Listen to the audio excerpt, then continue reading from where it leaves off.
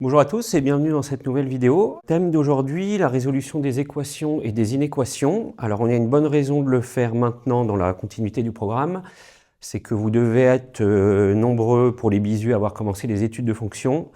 Et dans le cadre des études de fonctions, il est nécessaire de résoudre des équations et des inéquations tout le temps. Je donne quelques exemples que vous connaissez même issus de terminale. Par exemple, pour trouver le signe d'une dérivée, on a besoin de résoudre l'équation f' de x supérieure à 0. Pour trouver la convexité d'une fonction, par exemple, on peut avoir à résoudre l'équation f seconde de x supérieure à 0. Et pour ceux qui connaissent la notion de point fixe, par exemple, les carrés, on a à résoudre f de x égale x. Je l'ai fait avec tous mes étudiants cette semaine. Et donc f de x égale x, pour le coup, c'est une équation. On a une autre bonne raison de faire ça maintenant, c'est que comme on va le voir, pour résoudre les équations et les inéquations, on a besoin de plusieurs techniques qu'on a revues dans les vidéos précédentes, en particulier factoriser, et avoir une connaissance parfaite des exponentielles et des logarithmes, et des puissances et des racines. Donc ça nous refait une bonne occasion de travailler tout ça. Et donc je vous suggère de regarder ces vidéos-là si ces thèmes-là ne sont pas encore clairs pour vous. On va les utiliser abondamment aujourd'hui. Une bonne nouvelle, c'est que dans le programme ECG en tout cas, pour résoudre une équation ou bien une inéquation, il n'y a jamais que 3 méthodes. Donc ça va être, c'est pour ça que le tableau est divisé en 3. Nous on va commencer déjà par les équations, et ensuite on verra comment procéder pour les inéquations. Pour une fois, je le fais à l'envers, c'est-à-dire que je n'ai pas mis le nom des techniques. Ce que je vous propose, c'est qu'on regarde chacun des exemples, qu'on trouve les idées ensemble, qu'on voit comment on traite chacun, et une fois l'exemple traité, de mettre un nom qui lui correspond pour ce qui est de la technique. Donc commençons par le premier. En fait, chaque exemple a quelque chose de remarquable, et c'est ça qu'il nous faut comprendre. Si on les regarde, le premier, c'est exponentielle de 2 racines de x plus 1 égale 4. Le deuxième, x exponentielle de 3x plus 1 égale 2x. Et le troisième, exponentielle x égale x plus 1. Si déjà on se porte sur le premier, ce qu'il a de plus remarquable, c'est que dans cette équation-là, on a un seul x. Tandis que dans les autres équations-là, on a plusieurs x. Et c'est sur ça qu'on va jouer. Alors déjà, une grosse remarque, c'est que dans une équation, la variable x ne varie pas toujours dans R, et si l'énoncé nous explique dans quel intervalle varie la variable, on s'en tient à ce que dit l'énoncé. Par contre, si l'énoncé ne dit rien, si par exemple un colleur vous donne une équation sans préciser l'intervalle de variation de la variable, ou l'ensemble de variations de la variable, dans ce cas-là, c'est à nous de bien regarder. Par exemple, dans cette équation-là, x varie dans R+, du fait de la présence de la racine. Donc je vais bien préciser dans la marge ici que notre équation est d'inconnu x appartenant à R+. Et on fera le même travail pour les deux autres. Donc on se disait que dans cette équation-là, il y a un seul x. C'est ça qui est le plus important. Alors quand il y a un seul x, comment on va s'y prendre? J'ai une image à vous proposer. Un seul x, c'est un petit peu comme si le x il était, disons, prisonnier de cette ligne de calcul. Il est là et il gagnerait à sortir de là. C'est un petit peu comme dans Prison Break. Ce x, c'est Lincoln Burroughs, il est coincé dans la ligne de calcul. Et nous, on est Michael Scofield, on va le faire sortir d'ici jusqu'à le libérer. Alors comment ça se passe? Pour le libérer, il nous faut en fait appliquer des opérations successives jusqu'à faire disparaître tous les murs, tous les symboles qui entourent ce x, jusqu'à libération complète. Alors la première chose qui intervient là-dedans, on a donc une composée, et c'est donc l'exponentielle qui est à faire disparaître en priorité. Et pour la faire disparaître, on va appliquer des deux côtés un logarithme. Donc je le fais. Si on applique un ln d'un côté, on l'applique de l'autre. Très bien. Et donc ce ln, il va déjà annuler l'exponentielle. Et donc on a déjà fait tomber le 2 racines de x plus 1. Et de l'autre côté, on récupère ln de 4. Très bien. Continuons. En vue de libérer le x, passons-le un de l'autre côté. Disons 2 racines de x égale ln de 4 moins 1. Très bien. Une petite chose, ce sera un rappel de la vidéo sur les logarithmes. On avait vu que ln de 4, c'est 2 ln de 2. Eh bien, faisons cette petite amélioration. Changeons ln de 4 en 2 ln de 2. Et on y gagne un petit peu, puisqu'en divisant du coup par 2 des deux côtés,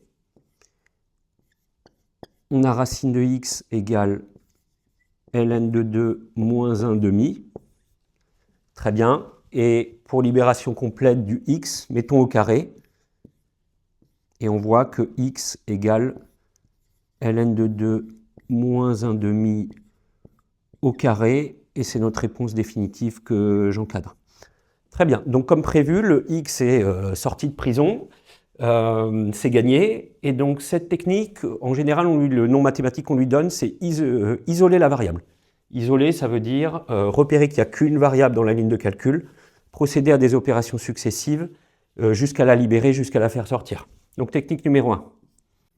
Alors, à noter que les techniques qu'on présente là, elles ont un ordre de priorité. Cette technique-là, si elle peut s'appliquer, c'est la meilleure, parce qu'elle est très, constructive, et en général, elle marche très bien dès lors qu'il n'y a qu'un seul x. Si on peut l'appliquer, c'est celle qui s'appliquera en premier. Si on ne peut pas l'appliquer, il faudra se porter sur une des deux autres. Alors, regardons par exemple cette équation-là. On s'était dit tout à l'heure qu'il nous fallait préciser dans quel ensemble varie la variable. Ici, il n'y a pas de valeur interdite dans cette équation-là. Donc, c'est une équation d'inconnu x appartenant à R. Très bien. Et donc, ici, on peut regarder, si on tente d'isoler la variable, on peut le pressentir, ça va coincer, pour la bonne raison qu'on a trop de variables là-dedans. Et on ne voit pas trop comment on pourrait, aussi bien qu'ici, avoir une ligne finale avec un seul x, du fait de la présence de 3x dans la ligne de départ. Alors, il nous faut une autre idée. Cette idée, quelle est-elle? On l'a un petit peu dit tout à l'heure. Dans cette ligne de calcul, le plus remarquable, c'est qu'on a un facteur commun qui est x. Et qui dit facteur commun dit qu'on peut factoriser la ligne de calcul. Alors, ici, pour factoriser la ligne, le mieux, c'est en fait de passer lui de l'autre côté, de faire comme ça.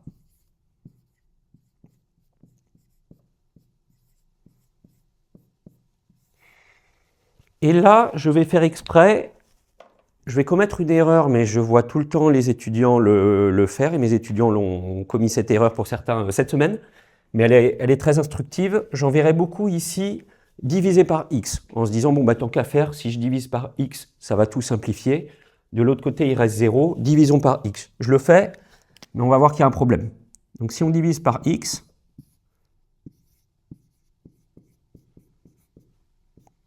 on obtient ça, je le mets là, en divisant par x.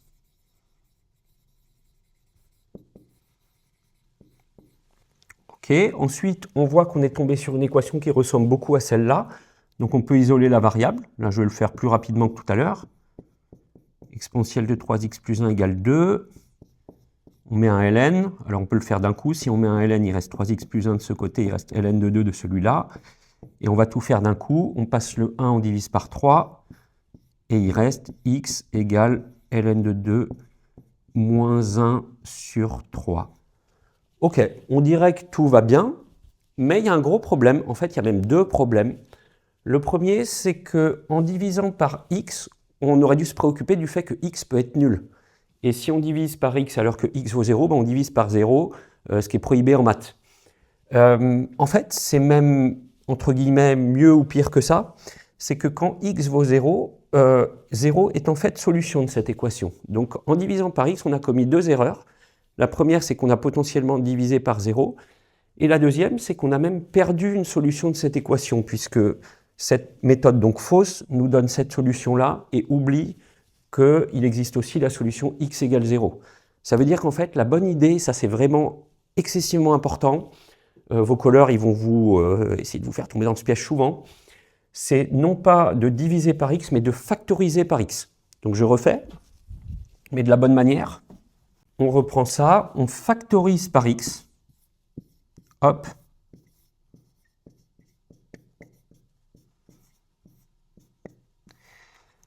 et là, sur quoi on est tombé? Sur ce qu'on appelle une équation produit nul. Quand le produit de deux réels donne 0, c'est-à-dire que le premier vaut 0 ou le deuxième. Et là, c'est rigoureux, on obtient x égale 0, dont on venait de dire que c'était effectivement une solution, là on voit qu'elle apparaît vraiment, ou bien la petite équation que j'ai résolue dans la méthode fausse, et qui donnait, donc on va le faire d'une traite, x égale ln de 2 moins 1 sur 3.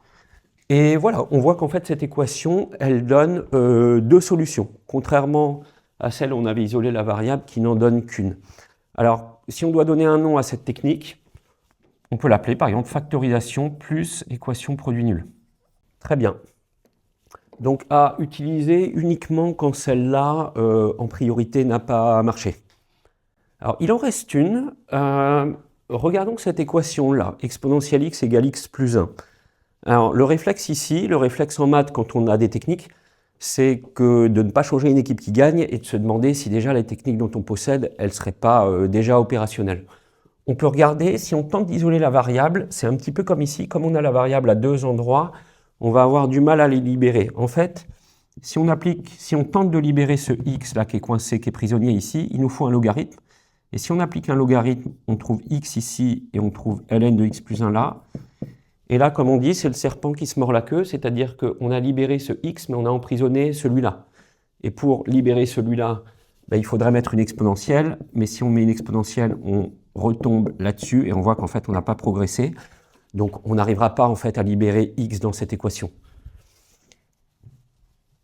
Ok, donc technique-là ne marche pas. Essayons de factoriser la ligne de calcul. Si on tente de factoriser, il faudrait tout passer d'un côté. Mais à bien y regarder, cette ligne de calcul n'a aucun facteur commun. Et je vous renvoie vraiment à la vidéo sur les techniques de factorisation, qui est exhaustive hein, dans la vidéo concernée. On ne trouverait rien qui répond à ça. Donc on va balayer cette option-là. Il n'est pas possible de factoriser ici. Alors si on ne peut pas ni isoler la variable, ni factoriser, comment on va s'y prendre? Alors il reste une dernière option. Elle est subtile et elle est jolie. C'est de se dire qui peut le plus, que peut le moins. En passant ce x plus 1 de l'autre côté, il est apparu ici e de x moins 1. Et ça, c'est une fonction si on veut. Donc, donnons un nom de fonction à cette quantité-là. Posons, par exemple, g, mettons, qui a x, la fonction qui a x associe e de x moins 1. Et j'ai oublié de préciser que dans ce problème, x varie dans R parce que l'équation n'a pas de valeur interdite. Donc cette fonction-là est définie sur R. Ok, et qu'est-ce qu'on va faire de cette fonction? Ben, allons-y gaiement, étudions-la. Elle a la chance de ne pas être énormément compliquée par rapport à d'autres fonctions qu'on manipule en ECG. Donc en temps raisonnable, on peut l'étudier, faire son tableau de variation et espérer que grâce à son tableau de variation, on ait connaissance en particulier de l'endroit où la fonction s'annule. Ça va être ça l'idée. Ok, alors on va être rigoureux, disons g est dérivable sur R comme différence de fonction dérivable, et sa dérivée pour tout x appartenant à R, si on dérive e de x moins 1, on a g' de x égale e de x moins 1. Très bien, je vais reprendre un petit peu plus haut, ici. Alors, je prends un peu d'avance sur les inéquations qu'on va voir après, mais pour trouver le signe d'une dérivée, je vous recommande de poser l'inéquation g' de x supérieure à 0 pour savoir quand est-ce que la dérivée est positive. Je requantifie, hein, vaut mieux quantifier trop que pas assez. Pour tout x appartenant à R, g' est positive quand e de x moins 1 est plus grand que 0. Et donc on a une petite inéquation qu'on peut résoudre en isolant la variable, ici encore, comme ça. En mettant un logarithme, on a x de ce côté, et là on a ln de 1, ce qui fait 0. Donc ok, la dérivée est positive quand x est positif. J'efface tout ça. Très bien, d'où ce tableau de variation-là. X, g' de x. La dérivée change de signe en 0. Elle est positive ici, donc à contrario, elle est négative là. On s'est placé sur R, donc moins l'infini plus l'infini ici. Et donc nos variations, elles sont comme ça. Et alors là, dans cette technique, les sujets ECG sont souvent conçus pour, il va se produire un petit miracle, où on peut être confiant quant au fait que ce miracle se produise. C'est qu'en calculant la valeur du minimum ou du maximum de la fonction quand elle aura un maximum, en général, on aura très souvent ici 0. Là, on peut vérifier que dans la fonction g qu'on a posée, g de 0 vaut justement précisément 0. On ne va pas s'embarrasser de calculer les limites qui sont là. Si vous êtes en temps limité, je vous recommande de ne pas les calculer pour ne pas vous embêter avec ça. Parce qu'en fait, on a réponse à notre question. Nous, on voulait savoir quand est-ce que G s'annulait, si vous vous souvenez du tableau d'avant. Et bien, d'après ce tableau de variation, G ne s'annule qu'en 0. Donc ça veut dire que l'équation G de x égale 0, c'est-à-dire exponentielle x moins 1 égale 0, c'est-à-dire en fait notre équation de départ, e de x égale x plus 1, et bien pour seule solution, x égale 0. Et c'est gagné. Très bien, il faut un nom à cette technique. Le nom, il est tout trouvé. Poser une fonction. Ou certains de mes étudiants à Lyon disent poser une fonction auxiliaire. Je vais me contenter de dire poser une fonction. Très bien. On récapitule. 3 techniques. Technique prioritaire, isoler la variable, libérer le prisonnier de sa prison de symboles. Voilà, jusqu'à ce qu'il soit évadé dans la nature. Deuxième technique qui marche bien quand on repère un facteur commun ou une technique de factorisation, factorisation plus équation produit nul. Et troisième technique, c'est la plus engageante, c'est la plus lourde aussi. Poser une fonction, elle est plus lourde parce qu'elle engage donc à mener toute l'étude de la fonction. Mais en fait, l'habitude montre que si la fonction n'est pas excessivement compliquée, la technique, elle n'est pas si longue que ça. Tout ça, ça a dû nous prendre à peu près 4 minutes, donc en temps limité, c'est raisonnable. Le plus important, en fait, c'est de prendre vite la décision, de voir l'équation qui vous est proposée et de vous dire, OK, je veux cette technique-là, je veux celle-là, je veux celle-là. Et si vous décidez vite, après, prenez le temps qu'il vous faut sur les étapes intermédiaires, mais vous avez déjà gagné du temps de décision.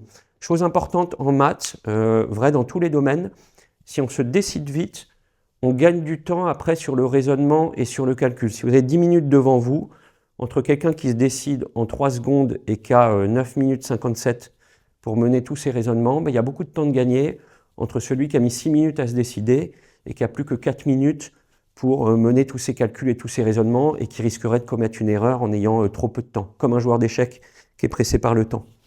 Très bien. Donc ça fait le tour de la question pour les équations. Et bien venons maintenant aux inéquations.